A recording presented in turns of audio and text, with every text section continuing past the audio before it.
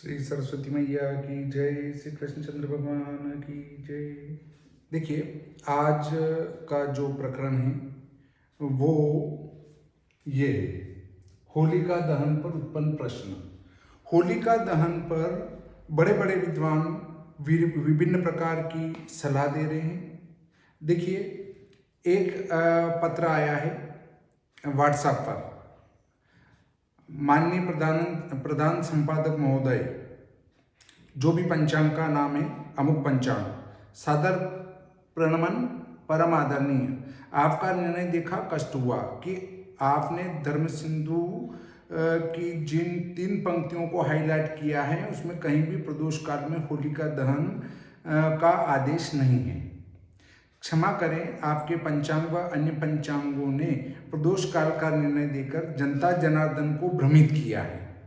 मतलब इन पंचांग बनाने वाले ने जनता जनार्दन को भ्रमित कर दिया है।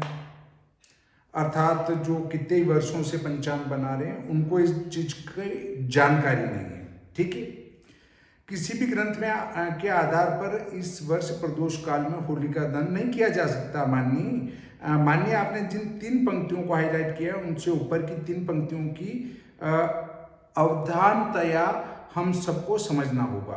इस वर्ष होलिका दहन सभी शास्त्रों से भद्रा पुछ में ही होगा। निर्णय इन्हीं 3 पंक्तियों में है और उन 3 पंक्तियों में ही निर्णय दिया गया है। ये प्रश्न एक बड़े विद्वान परम आदरणीय कौशल दत्त शर्मा जी, ज्योतिषाचार्य, प्राचार्य, संस्कृत शिक्षा, निमका थाना, राजस्थान का है।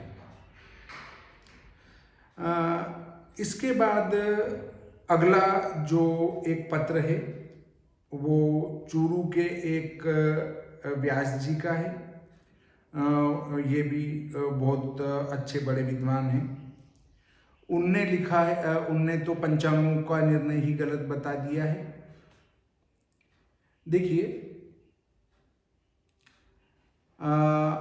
लिखा गया है, अब वर्तमान संवत 2079 के होलिका दहन के प्रसंग में आते हैं।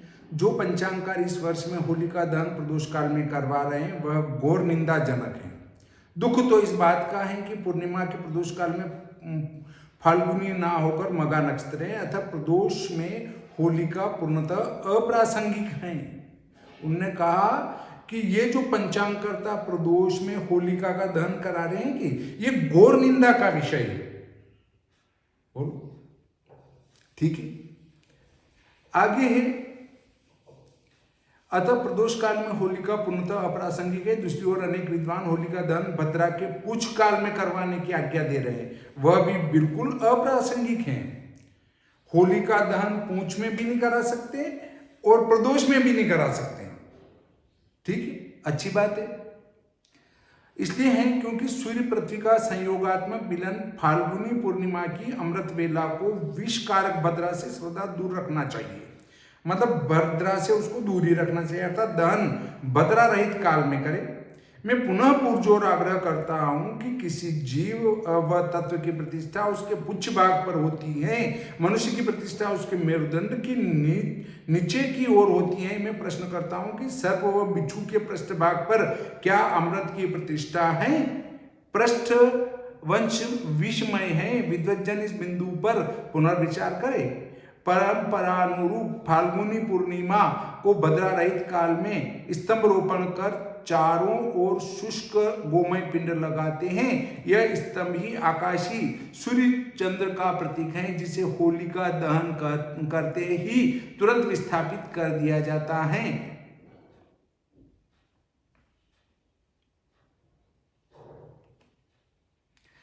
विस्थापित कर दिया जाता है, यानी उखाड़ लिया जाता है। वह शुष्क गोमय पिंड पृथ्वी रूपक अग्नि में समाहित होते हैं। ये प्रतीकों से आप स्वयं अनुभव प्राप्त करें। लक्ष्मीकांत जी व्यास साहब चूरू से ये बता रहे हैं। देखिए, ये चीजें सारी ग्रुपों में गई है और ग्रुपों में जाने के कारण गोपनीय नहीं रही। इसलिए जो विद्वान हैं उनका नाम आना ही चाहिए। इसका श्रेय उनको मिलना चाहिए कि ये विद्वान हैं, तो इनके द्वारा जो निर्णय बताया गया है वो कितना शास्त्रोक्त है कितना महत्वपूर्ण है और जनता को भी इन विद्वानों का निर्णय मानना चाहिए। देखिए ये है श्री भादो माता पंचांग।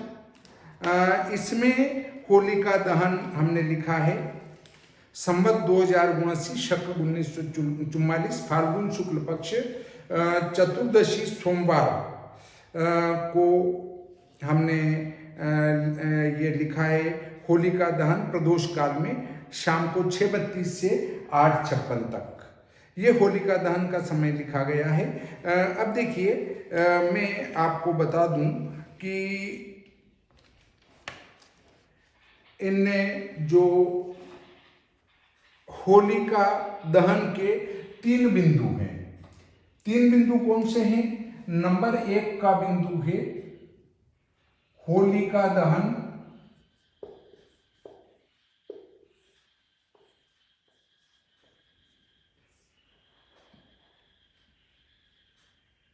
चौदस व प्रतिपदा में नहीं होता है।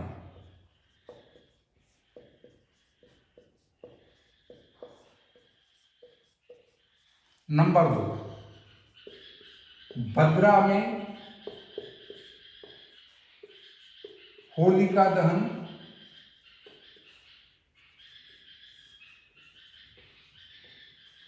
नहीं होता है।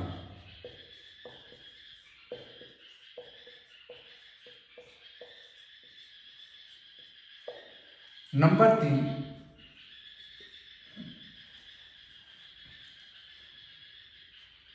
दिन में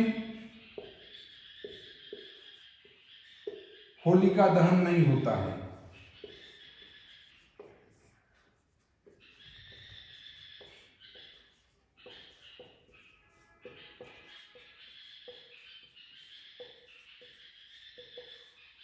नंबर 4 निशीथ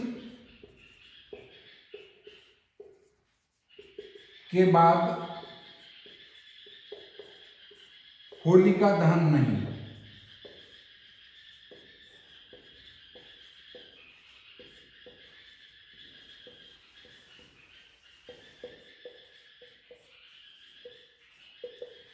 धर्म सिंधु, निर्णय सिंधु, निर्णय कालामृत, इसके बाद भविष्योत्तर आदि पुस्तकों का जब हम अध्ययन करें तो उससे ये बिंदु निकल कर आते हैं कि होलिका का दहन 1400 प्रतिपदा में नहीं होता है। प्रतिपदा में एक विशेष कंडीशन आती है, उस कंडीशन में ही प्रतिपदा में होलिका का दहन होता है। भद्रा में होलिका का दहन नहीं होता है, विशेष कंडीशन में इसमें होता है। दिन में होलिका का दहन नहीं होता है और निशीथ के बाद होलिका का दहन नहीं होता है। मतलब अर्धरात्रि के पहले पहले ही आपको होलिका का दहन करना होता है।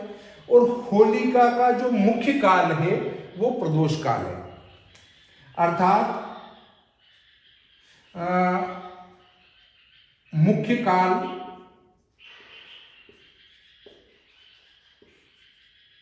प्रदोष है। होलिका का दहन का मुख्य काल प्रदोष है, इसमें ही होलिका दहन करने की कोशिश करना चाहिए। अब आपको विभिन्न मतों से अवगत कराने की कोशिश करता हूं। सबसे पहले हम ग्रंथ लेते हैं, व्रतराज है, खेमराज श्री कृष्णदास प्रकाशन मुंबई का है, मैंने नहीं लिखा है। इनने लिखा है होलिका निर्णय, इसमें यह भद्रा रहित प्रदोष व्यापिनी लेनी चाहिए। भद्रा नहीं हो ये लिखा है, प्रदोष लेना चाहिए, क्योंकि दुर्वासा ने कहा है कि फाल्गुनी पूर्णिमासी के दिन रात को होलिका उत्सव होता है, उससे दीवा विष्टि भद्रा रिक्ता और प्रतिपदा में न करना चाहिए। रिक्ता मतलब चतुर्दशी, प्रतिपदा इनमें नहीं करना, भद्रा में नहीं करना। नारद जी का भी कथन है कि प्रतिपद 1400 भद्रा के दिन होलिका का पूजन होने से वह साल भर तक राष्ट्र को जलाती रहती हैं। सदा फाल्गुन की पूर्णिमा को प्रदोष व्यापी नहीं लेना चाहिए। विद्वद्गण इस बात को नोट करें कि फाल्गुन की पूर्णिमा प्रदोष व्यापी नहीं लेना चाहिए। ठीक है, इसमें भद्रा के मुख को छोड़कर प्रदोष में होलिका पूजन हो। दिवोदासी में भी लिखा है कि सदा होलिका का पूजन निशा के आगम में होता है। निशागम का अर्थ है सूर्यास्त होने के बाद वाला समय। ढूंढा दिन में नहीं पूजी जाती, पूजने पर दुख देती हैं। 2 दिन प्रदोष व्यापिनी हो तो परा का ही ग्रहण करना चाहिए। भद्रा में होली जलाने पर राष्ट्र का भंग करती हैं। भद्रा में होली जलाती तो वो राष्ट्र का भंग करती हैं, नगर को भी इष्ट नहीं है। इस कारण भद्रा का त्याग होना चाहिए।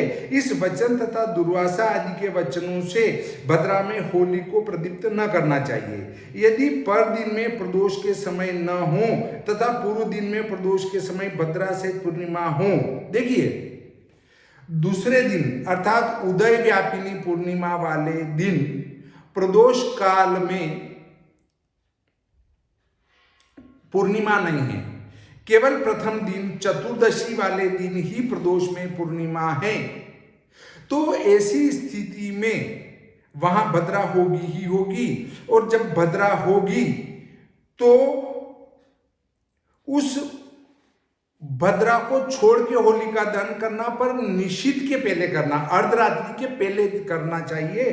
तो देखिए पूर्व दिन में प्रदोष के समय भद्रा सहित पूर्णिमा हो तो उस दिन यदि निश्चित अर्धरात्रि तक भद्रा का अवसान मिल जाए तो पहले ही दिन भद्रा के अवसान में होली में आग देनी चाहिए। मतलब पहले दिन यदि अर्धरात्रि के पहले भद्रा समाप्त हो रही हो तो भद्रा की समाप्ति के बाद होली में आग लगावे। और यदि अर्धरात्रि के बाद तक भद्रा है, जैसा कि इस वर्ष है कि अर्धरात्रि के बाद तक भद्रा है, तो फिर क्या करें? भद्रा यदि निशित के बाद भद्रा की समाप्ति होती हो तो भद्रा के मुख को छोड़कर भद्रा में ही प्रदोष के समय आग दे दें। भद्रा में ही मुंह को छोड़कर आग लगा देना चाहिए। इसमें पूंछ का कहीं विधान नहीं आया है, क्योंकि दिनार्थ से ऊपरी यदि फाल्गुनी पूर्णिमा हो तब रात को भद्रा के अवसान में होली जलावे। ठीक है, चतुर्दशी में भी दोपहर से अगाड़ी राका हो भद्रा हो तो भद्रा के अवसान में निश्चित के अंतर में भी होली जला दे। यह पुराण समुच्चय में लिखा हुआ है। कहे हुए होली के पूजन को भद्रा में भी करे। भद्रा में भी पूजन करना चाहिए। गंध पुष्प धूप दीप नैवेद्य दक्षिणा और फलों में नाम मंत्र से होलिका का विधि पूर्वक पूजन करे। योनि नाम के मंत्र से जोर से पूजन करे। किल किल शब्द से आपस में उच्चारण करे। योनि के मंत्रण के साथ स्त्रियों को भ्रम पैदा कर दे। जो मनुष्य योनि नाम के मंत्र को बोलता है उसे 1 साल तक कोई पीड़ा नहीं होती, सुखी रहता है। यदि पूर्व दिन प्रदोष काल में पूर्णिमा न रहती हो अथवा उसके रहने पर भद्रा बिना समय न मिले एवं दूसरे दिन प्रदोष काल में पूर्णिमा न हो तो भद्रा की पूछ में होली में आग ही देनी चाहिए। यही लल्ल ने कहा है कि पृथ्वी के जितने भी शुभ और अशुभ समय हैं वे सब भद्रा की पूछ में होते हैं, इसमें संदेह नहीं है। बात सही कही उनने। लल्ल ने कहा है कि भद्रा की पूंछ में ही होलिका जलावे, परंतु अगली लाइन लल्ल की ओर सुन ले, उसके बाद कार्य करें। यदि भद्रा की पूंछ मध्य रात्रि के भी पीछे आए तो प्रदोष में ही होली जलानी चाहिए, क्योंकि लिखा हुआ है कि यदि मध्यरात्रि से भी अगाड़ी यदि भद्रा पूंछ हो तो प्रदोष में होली में आग दे, इससे सुख सौभाग्य की प्राप्ति होती है। प्रदोष से मध्य रात्रि तक होलिका का पूजन शुभ है, यह लिखा है। देखिए अगर पूंछ अर्धरात्रि के बाद मिलती हो तो प्रदोष में ही आग लगावे, अर्थात प्रदोष काल में होली में आग लगाने के लिए कोई मनाही नहीं है, केवल उसका मुंह नहीं होना चाहिए भद्रा का। अब देखिए दूसरा ग्रंथ क्या कहता है। दूसरा ग्रंथ में निर्णय सिंधु लेता हूं, खेमराज श्री कृष्णदास प्रकाशन का है। इसमें क्या लिखा है देखिए, देखते हैं। इसमें हमारे यहां स्थिति 2 बन रही है। एक भाग में होली 6 तारीख को आ रही है, जिसमें 75% भारत आ रहा है, और 25% भारत में होलिका 7 तारीख को आ रही है, क्योंकि वहां पर दूसरे दिन सूर्यास्त के बाद पूर्णिमा रहेगी, इसलिए वहां पर होलिका का दहन 7 तारीख को होगा। तो मैंने इसके लिए क्या किया है कि एक नक्शे की फोटो कॉपी करी, फोटो कॉपी करके उस पर कागज रखा, और कागज रख के ये बताया कि इसमें 7 तारीख को होलिका का दहन होगा और इसमें 6 तारीख को होलिका का दहन होगा। वीडियो देखते रहेंगे आप तो उसमें सब मिल जाएगा। जैसे ये भारत है और ऐसे है, तो यहाँ पर मैंने कागज लिख दिया, ये इधर रखा और इधर लिख दिया कि यहाँ होली कब होगी, 7/3/23 को होलिका का दहन होगा। और फिर कागज यहाँ लिखा, इसका अर्थ ये जो खुला भाग दिख रहा है उसमें 7/3 को होगा, और फिर ये कागज इधर रखा और इसके ऊपर लिख दिया 6/3/23 को होलिका दहन। अर्थात ये जो भाग आपको दिख रहा है इसमें 6/3/23 को होलिका का दहन करना है। आप वीडियो देखेंगे उसमें ये नक्शा भी आ जाएगा। अगर आपको नगर के नाम नहीं दिखते हो तो उस वीडियो को थोड़ा बड़ा करके देखेंगे, आपको दिख जाएगा। तो देखिए, इससे पहले हम शास्त्रार्थ पर चर्चा कर लेते हैं। देखिए क्या लिखा है, फाल्गुन पौर्णमासी होलिका सा च सायन व्यापिनी ग्राह्या सायान्य होलिकां कुर्यात् पूर्वाह्ने क्रीडनं गवाम् इति वचनादिति निर्णयामृते उक्तम भद्रायां होलिका निषेध ज्योतिर्निबन्धे तु प्रतिपद्भूत भद्रासु यार्चिता होलिका दिवा संवत्सरं च तद्राष्ट्रं पुरं तद्धति साधुतं प्रदोषव्यापिनी ग्राह्या पौर्णिमा फाल्गुनी सदा तस्यां भद्रां कं त्यक्त्वा पूज्या होला निशामुखे इति नारद वचनात् प्रदोषव्यापिनी इत्युक्तं हेमाद्रो मदन रत्ने च भविष्ये अस्यां निशागमे पार्थ संरक्षा शिशवो ग्रहे गोमयेनोपालिप्ते च सचतुष्के ग्रहांगणे इत्यादिना तत्रैव तद्विधानाच्च तेनेयं पूर्वविद्या श्रावणी दुर्गनवमी दुर्वाचे हुताश्नी पूर्वविद्येव कर्तव्या शिवरात्रिर्बलेर्दिनम् इति भृद्यर्म वेवर्तोक्तेश्च दिनद्वये प्रदोषव्याप्तौ परेव पूर्वदिने भद्रा सत्त्वा तत्र च होलिका निषेधात् तदुक्तं निर्णयामृते मदन रत्ने च पुराण समुच्चये भद्रायां दीपिता होली राष्ट्रभंगं करोति वे नगरस्य च निवेष्टा तस्मात् तां परिवर्जयेत्। अब देखिए अगले बिंदु पर हम आते हैं कि फाल्गुन की पूर्णिमा को होली कहते हैं, वह सायन व्यापिनी ग्रहण करनी, यह निर्णयामृत में लिखा है। कारण कि यह कथन है कि सायन काल में होली और पूर्वाह्न में गो क्रीड़ा करे। ज्योतिर्निबंध में तो इस नारद के वाक्य से प्रदोष व्यापिनी लेनी चाहिए, यह लिखा है कि प्रतिपदा 14 भद्रा में और दिन में पूजी हुई होली वर्ष दिन तक उस देश और पूर्व को आश्चर्य से भस्म करती है। फाल्गुन मास की पूर्णिमा प्रदोष व्यापिनी लेनी चाहिए। इसमें भद्रा के मुख को छोड़कर सायंकाल के समय होली का पूजन करना, यह नारद जी कहते हैं।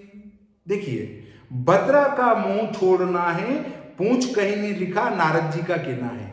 नारद जी भगवान नारायण के अवतार हैं और सबसे प्राचीन विद्वान नारद जी हैं। अगर वो कह रहे हैं तो शंका होना ही नहीं चाहिए। अब हेमाद्री और मदन रत्न ने भविष्य पुराण का लेख है कि हे पार्थ, इस पूर्णिमा को गोबर से लिपे हुए चौकोर घर के आंगन में बालकों की रक्षा करे इत्यादि वाक्य से तिस समय में पूजा का विधान लिखा है। तिससे यह पूर्व विद्या लेनी चाहिए। ब्रह्म और ब्रह्मवेवर्त पुराण में भी लिखा है कि श्रावणी, दुर्गा नवमी, दुर्वाष्टमी, होली, शिवरात्रि, बलि का दिन यह पूर्व विद्या ही करनी। यदि दोनों दिन प्रदोष में व्याप्ति हो और पूर्व दिन में भद्रा हो तो उसमें होली के निषेध से परली लेनी चाहिए। सोई निर्णयामृत और मदन रत्न में पुराण समुच्चय के वाक्य से लिखा है कि भद्रा में यदि होली में अग्नि लगावे तो वहां देश का भंग करती है और नगर को भी वह इष्ट नहीं, इससे उसे त्याग दे। इस प्रकार भद्रा और श्रावणी और होली होली ये दो न करनी चाहिए, कारण कि श्रावणी तो राजा को और होली ग्राम को भस्म करती है। इस प्रकार यदि फाल्गुन की पूर्णिमा मध्याह्न से परे हो और रात्रि में भद्रा के अंत काल तक होए तो तिसमें ही होली को जलावे। अर्थात यदि अर्धरात्रि तक भद्रा हो तो भद्रा में ही होली को जलावे। यदि पहले दिन चतुर्दशी प्रदोष व्यापिनी हो और अगले दिन पूर्णिमा क्षय के वश से सायंकाल से प्रथम समाप्त हो गई हो, तब प्रथम दिन संपूर्ण रात्रि में भद्रा हो तो तिसमें तिस का निषेध होने से अगले दिन प्रतिपदा में ही उसको करे।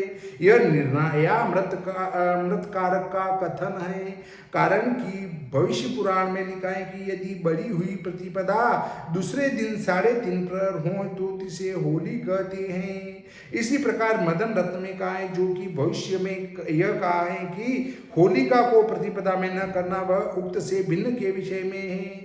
यह प्रथम कहा है। अन्य तो यह कहते हैं कि इस नारद और दिवोदासी के कथन से भद्रा के मुख को त्याग कर पहले दिन ही करे कि इसमें भद्रा के मुख को छोड़कर होलिका पूजन करे, और यदि प्रदोष व्यापिनी न हो तो प्रथम दिन भद्रा मुख को छोड़कर होलिका का पूजन करे, तथा पंडित जन होलिका का सदा सायंकाल में पूजन करे, दिन में न करे, कारण कि दिन में पूजी हुई होली से दुख प्राप्त होता है। और विद्या विनोद में भी लिखा है कि पूर्णिमा में 3 प्रहर से ऊपर प्रतिपदा आ जाए तो भद्रा के मुख को छोड़कर होलिका का पूजन करे।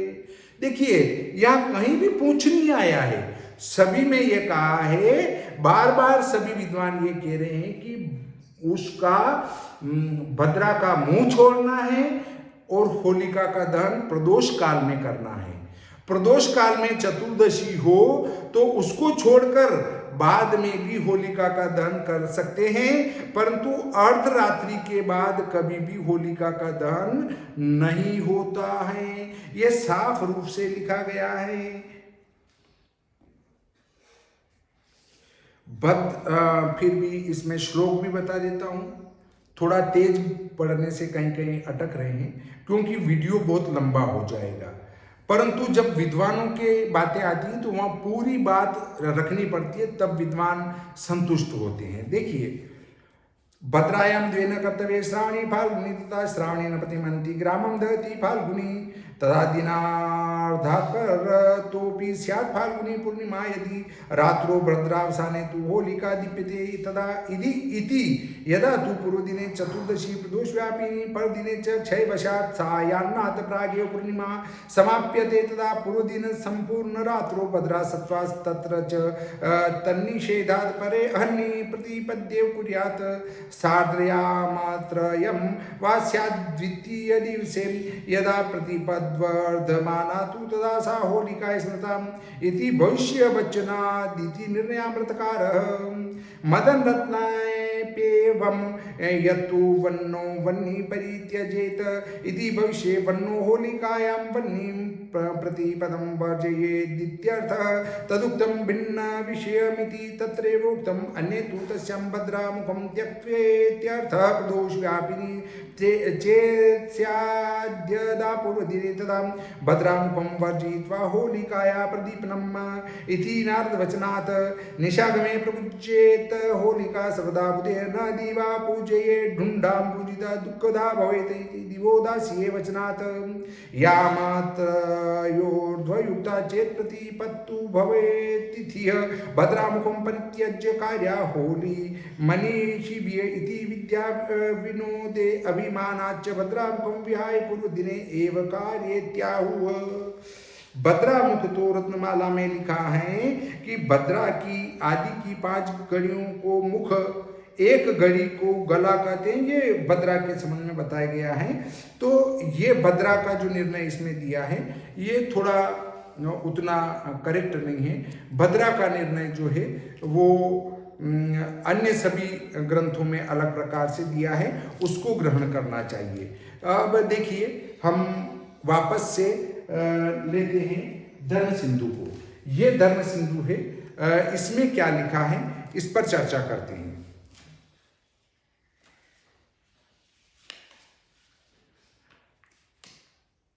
इसमें मैं समझता हूं कि मुझे सारे श्लोक बताने की जरूरत नहीं होगी, मैं वैसे ही पढ़ देता हूं।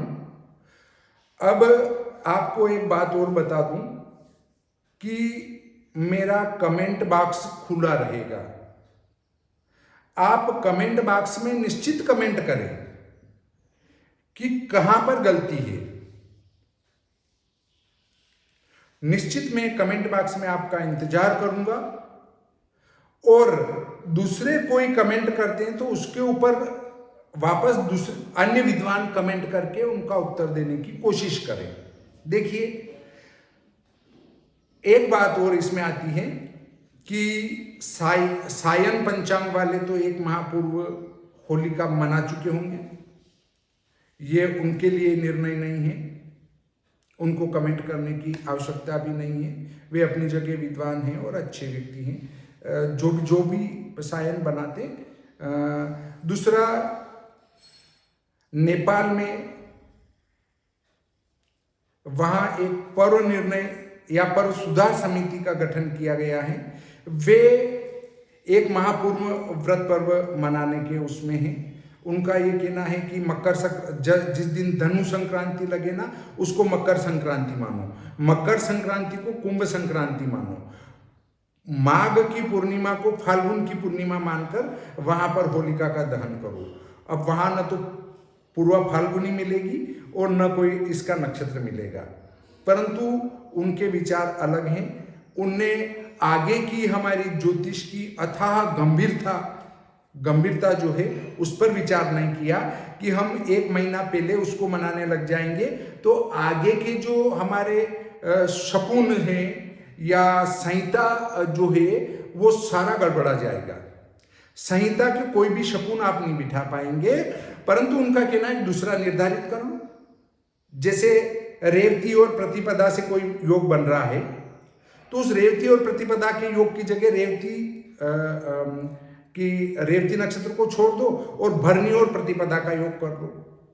अर्थात हमारे धर्मशास्त्र खेल का विषय है जिनमें कुछ भी परिवर्तन किया जा सकता है। यह न भूलें कि हमारे ऋषि महर्षि ने बिना किसी दूरबीन के, बिना किसी उपकरण के अपनी दिव्य दृष्टि से इनको देखकर जो भगन और जो व्रत पर्वादि नियत किए थे, हम उनको बिना किसी आधार के बदलने जा रहे हैं। और उनने अपने दिव्य अनुभवों के आधार पर हमको ये ज्योतिष शास्त्र दिया था। अब हम उसमें संशोधन करके और ये दिखाना चाह रहे हैं कि वो नहीं जानते थे, हम ज्यादा विद्वान हैं। देखिए, ये विद्वान कहते हैं कि जो त्योहार जिस ऋतु में मनना चाहिए वो उस ऋतु में नहीं आ रहा है, परंतु मेरे पुरखे जो कहा करते थे कि होली बसंत ऋतु में आती है और वहां गर्मी चालू हो जाती है, वहां ठंड नहीं रहती इतनी, सुबह शाम हल्की ठंड महसूस होती है। आज भी मुझे वैसे ही महसूस हो रहा है। और रक्षाबंधन के संबंध में कहा करते थे होली, रक्षाबंधन जो है वर्षा ऋतु में आती है और उस पर बहुत पानी गिरता है, तो रक्षाबंधन आज भी वर्षा ऋतु में आ रही है। मेरे तो कोई चक्कर नहीं पड़ा, परंतु इन जो पर्व सुधार करने वाले हैं, व्रत पर्वों में सुधार करने वाले हैं, मैं उनको एक शिक्षा देने की कोशिश करता हूं कि आप लोगों को इस्लाम धर्म से शिक्षा लेने की आवश्यकता है। अब आप कहेंगे क्यों?